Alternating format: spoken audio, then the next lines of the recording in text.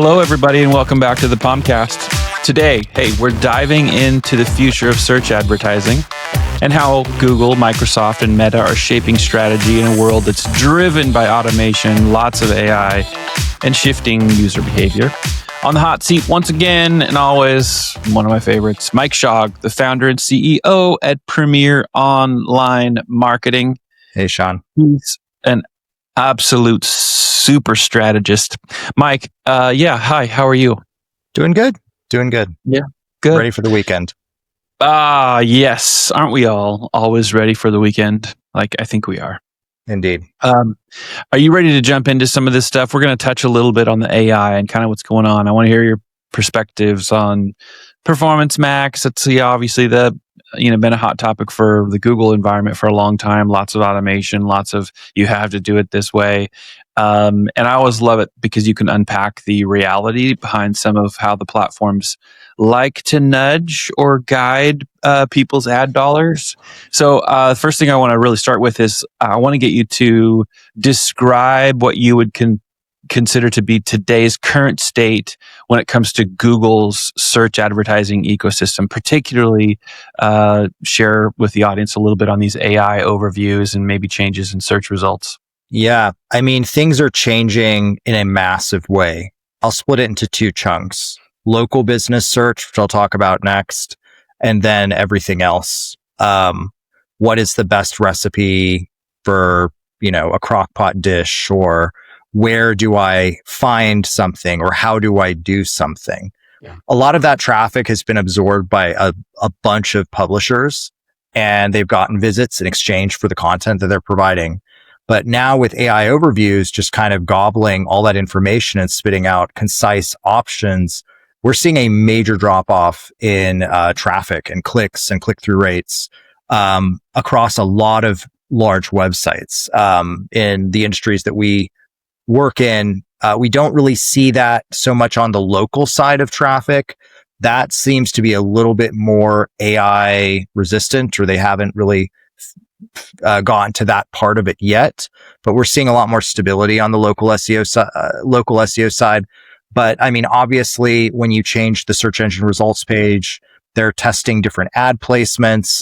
The sponsored ad for map listings was always at the top of the three. And just the last week, I've seen it at the bottom, which actually makes it more clickable, I guess. Or, I mean, at least to my eye, I kept seeing that and I was so annoyed that they were like tricking me into clicking the sponsored ad. So they're changing around a lot of things. Search volume is definitely changing. Anyone that tells you that ChatGPT has not taken a massive bite out of the monthly searches and queries that are done on a daily basis is lying, including Google.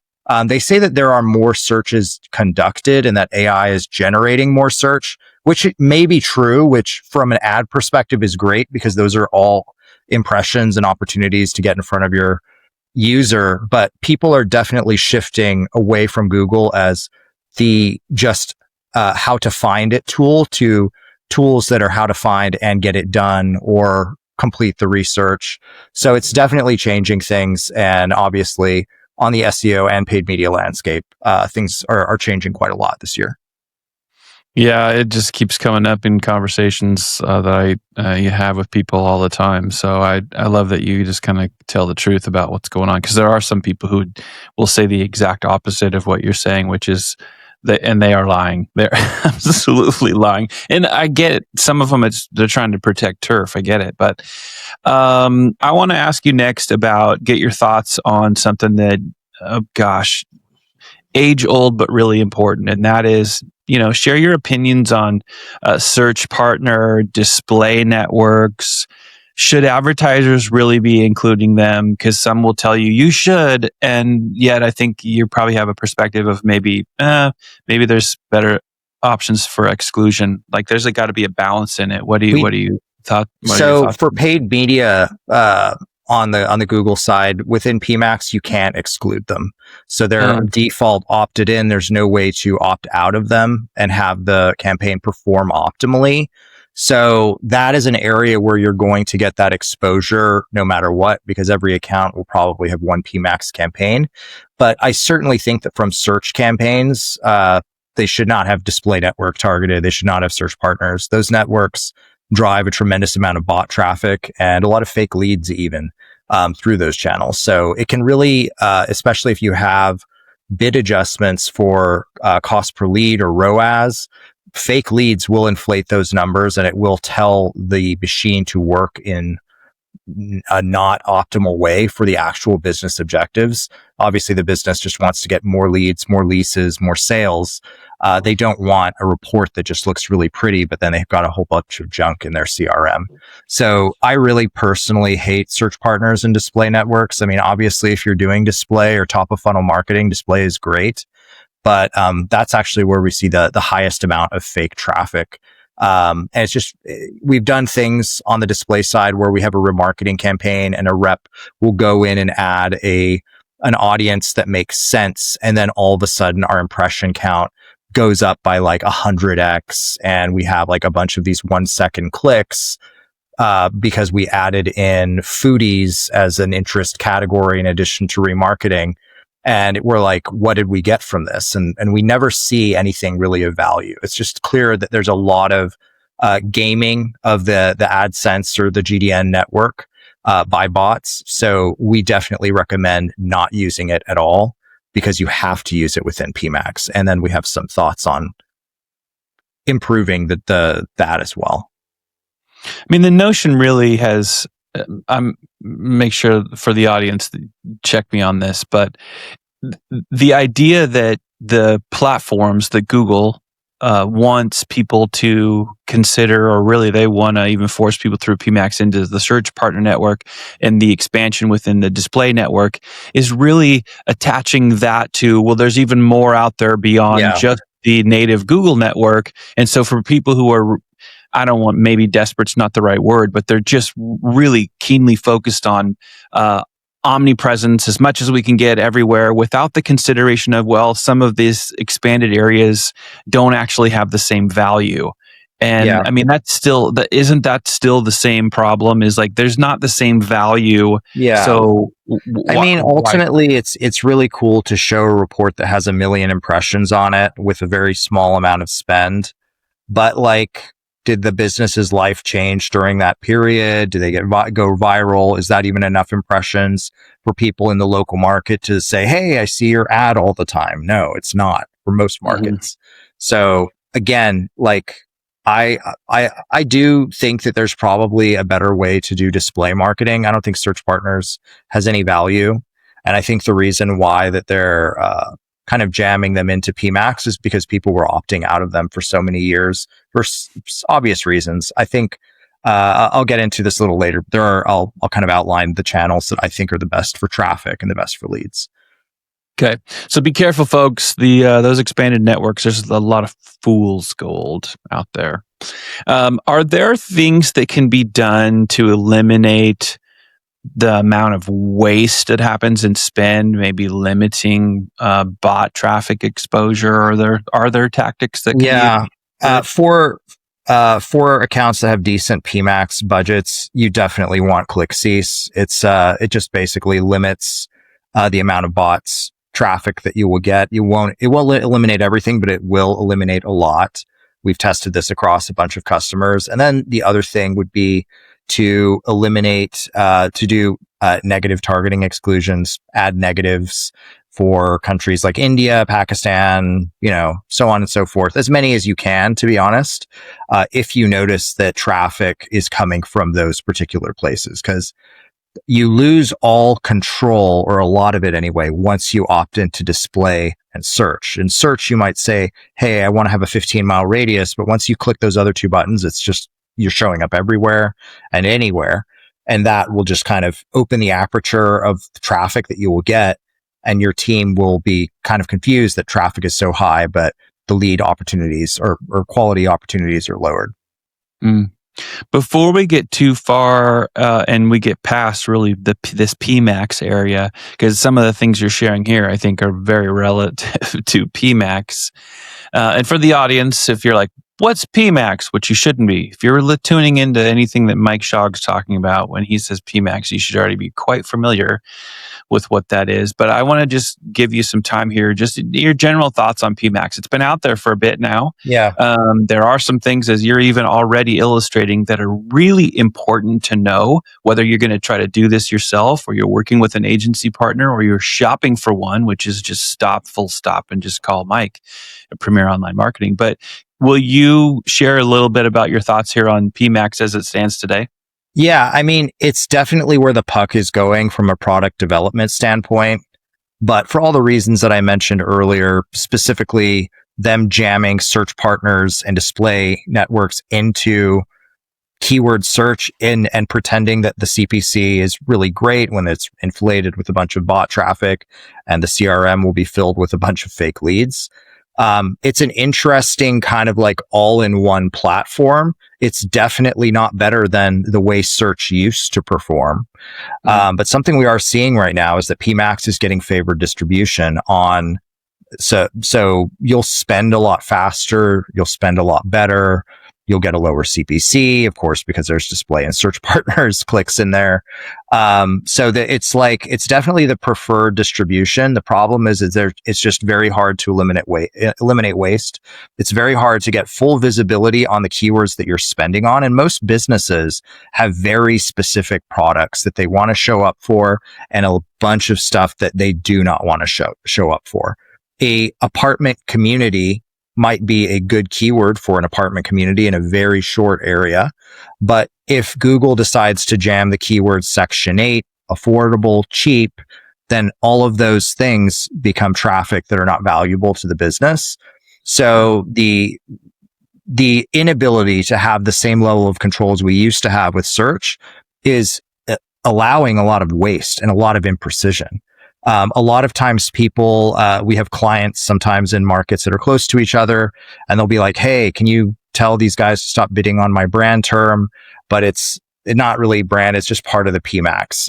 PMax will grab other brands. It will grab things that are similar to what you're targeting from a keyword standpoint. But it's not going to be precise. So it's definitely, I would think of PMax like a very good display campaign. That would be what I would put it on par to. But I still think currently, and it's changing quickly, so it won't be like this forever, but currently the best traffic that can be acquired is still through the search campaigns. We get less complaints about those specifically. So yeah, that's my little voiceover on PMax. I'm glad you shared that perspective. I don't get tired of actually hearing your perspective on PMax and really the inner workings of the platforms because you just know it so well. And you and I have known each other for so many years, and I know exactly what type of work ethic you have around Thank delivering. You. And so your perspective is always one where I just think people aren't going to find a more on point, dead bullseye, straight shot. Maybe uncomfortable to some when you're telling some of the harder truths, but I think really important. And I want to ask the next question around something that comes up a lot with, I'm sure, the clients that you work with when you're prospecting. It certainly comes up in our business when we talk to people, and that is traffic channels relative to sales. Yeah, most people in business and companies, they are almost have a myopic focus on, leads, sales. In your view, what are the best channels for local businesses to drive sales? So definitely in most markets, there's a lot more traffic that's right at the bottom of funnel than people think. So I definitely agree with the sentiment to be very myopically focused on the end goal in terms of sales and leads.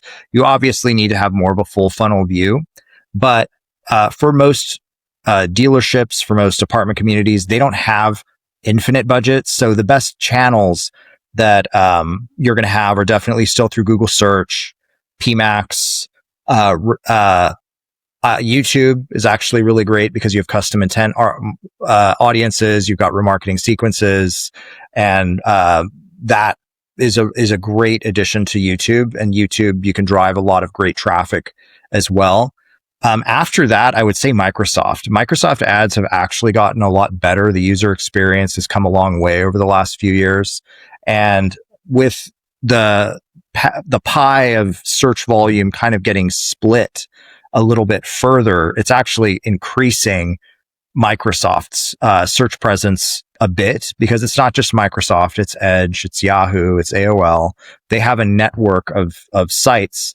And what we are seeing out of Microsoft, and shocking for me, I used to say that the CPCs were lower, cost per, conversion rates won't be as great. It's actually converting on par with Google at a lower cost currently.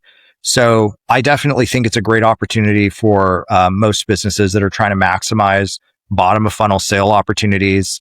And you're looking for, hey, I do not want to spend this on awareness. I don't want to spend this on eyeballs. I want people that are, going to walk through the door as soon as possible. You still can't beat someone raising their hand and saying, hey, I'm looking for a 2-bedroom apartment in Austin, Texas. That's as low funnel from a user indication standpoint as you're going to get. So that's definitely what I would recommend. On the other side of that, let's talk about really the other side of that coin, which is the traffic channels that you primarily use for awareness and traffic and perhaps brand exposure or brand awareness. Where would you point people on that? Because we primarily work in the apartment industry, I would definitely say that from an awareness standpoint, Meta has a lot of value, because you can run different types of media against it. You can do videos, you can do static images, carousels, you can do lead forms to drive some conversion value, which I'm always kind of myopically focused on no matter what I'm doing. So I do like YouTube probably a lot more for awareness. You can definitely get leads and sales through it, but from an awareness standpoint, it cannot be beat. It's just a great way to get in front of people in a very targeted way. After that, I would say YouTube and then TikTok. TikTok is kind of purely an awareness play right now. We're not seeing a lot of transaction value from it yet, but I'm sure that will change. But yeah. And then finally, just an awareness, not a traffic or conversion value. Hulu is a great option. They have, you can start out with a budget as low as $500 a month. So you can get some pretty great distribution across really incredible content for a very low price. Yeah. And, what a big media brand that is. So, you know what they say, fish where the fish are. Yep. You've touched on Microsoft advertising a little bit. In case you have additional thoughts on this, because this is one of the questions that I had for you, which is specific to Microsoft advertising and them gaining traction, as you've just been mentioning with Edge and Bing and ChatGPT. Are there strategic advantages? Or are there similarities? There are things there that you're like, hey, don't sleep on this if you're an advertiser considering those networks. Yeah. I mean, again, if you have budgets where you're spending a good amount on awareness TV, but you would like to drive the same level of value that you're getting out of your best search and PMax campaigns, just take those campaigns, import them over to Microsoft. Microsoft, huge open-handed slap to the development team. They literally have an import from Google button. It's the biggest button in their user interface.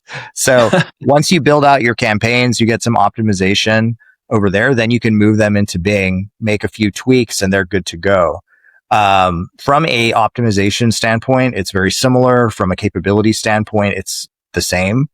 Really the big difference is not in quality of traffic, it's just quantity. And it never really made sense to invest budget in Bing or Microsoft ads, particularly when their share of voice was 9%. But now that it's almost double that, I have very few customers that are getting 18 to 20% impression share in any market they're in. So once you can get to about that 15 to 20% mark, you're a major player. That is a lot of people looking for something. So if you're looking to maximize your opportunities for showing up in front of people asking for exactly what you have to sell, Microsoft ads mirroring what is working on Google is just an absolute no-brainer. I would go there before I would go to Meta or to Hulu or to anything else, because you're going to get the value of impressions that you would get out of a search campaign. Probably want to run some remarketing as well, but you're going to get leads and cost per leads at a very good CPA that's on par, or in some cases better than Google. Nice. That's good. I'm learning, Mike. Thank you for teaching me as well, keeping me sharp on this topic that I once used to be pretty sharp on. Now I'm not as sharp as you, but Yeah, I listen to you gotta relearn your job every 6 months. It gets tiring. Yeah, trust me. I can relate to that. I want you to put on your hat of being an expert predictor. Is that a word? Predict. Like, I want you to predict the future a little bit, or at least from your very informed and very experienced perspective. I say it all the time. That's one of the greatest, if not the greatest differentiators, experience, which you have a lot of. So in this particular question, think about that from making a prediction perspective. What do you think is going to happen in terms of search dominance, right? Google's owned the block for a long, long time. But if you look at Atlas and you look at what you're talking about here with Microsoft and Meta and TikTok and Amazon, and there's a lot going on, more so than you and I have seen in our lifetimes, for sure. Which platform you think is posing the biggest threat to Google's ad dominance, at least in the next, I don't know, couple years or so? And why do you think that would be? I think Atlas is going to really cause problems for Google. That just came out this last week. Play with it. It's available on obviously on MacBooks now, but I'm sure they'll have a desktop plugin soon. Not able to run sponsored ads there just yet, but that is on the roadmap from what I understand. The search experience is on par or better than Google Gemini right now. So I think, and the other reality of the situation is that ChatGPT has 90 million users, right? Across the world. That is a crap load of people that are logging in on a daily basis to use ChatGPT for work or for search. I think that those people, it's a very real possibility that half of those people will make Atlas their primary search engine, probably because it's going to be integrated with their ChatGPT. Mm-hmm. So, and then you can plug in agents, you can have agentic work and all of that stuff. So I do think that this is another potential 20% rival to Google. If I were kind of predicting the future, I think Google is going to grow. I think they're going to be bigger than they are today. But will there be other people that are very large as well, that are absolutely challenging them on their percent of search power? Yeah, absolutely. I mean, that's currently happening. And it's really going to be on Google to figure out how to navigate optimizing their platform for AI and not shooting their ads in the foot, because that's the benefit of ChatGPT is there are no ads. And so Google wants to provide value. It wants to give correct information for the queries that are put in, but people are opting for other places to ask those questions because the answers are better, more elaborate, different. So I do think that if I had to guess, Microsoft is probably going to stay right where it is, or even lose a little tiny bit of share to whatever happens within new incumbent search engines. But I think over time, Google is going to be a 60% of the search market, still a massive player, still the default number one selection for the next couple of years. After that, it's hard to say. But I think it's going to be a massive shift, which for us as marketers, that's great. This is what we want. We don't want to put all of our eggs in one basket. So I'm excited to see what opportunities emerge as we get these new platforms. It has been very interesting to watch how fast ChatGPT, but now it's, there are plenty of LLMs that people maybe have more preference for, but just using ChatGPT as an example, and you've referenced them a few times, they took 5 days to get to 1 million users. 5 days. Yeah. They took 2 months to get to 100 million users. And when you compare what's going on with them, with everything else we've seen come down the pathway, Spotify users, Instagram, Dropbox, Netflix, all that, it's not even close. And so this probably just asks you to piggyback a little bit on your last answer, but before we park the episode, I want to get your thoughts on how do you think this maybe reshaping has effect on like keyword strategy and content creation?